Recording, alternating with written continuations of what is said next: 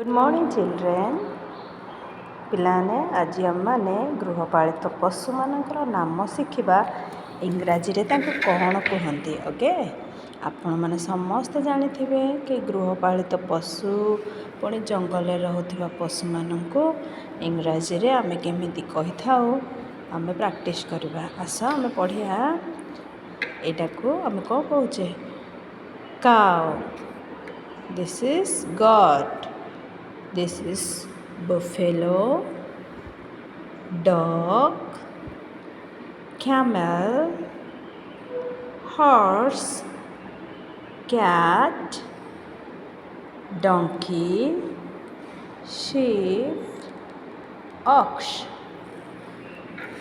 यह है जंगल में रोकवा पशु मानकर नाम।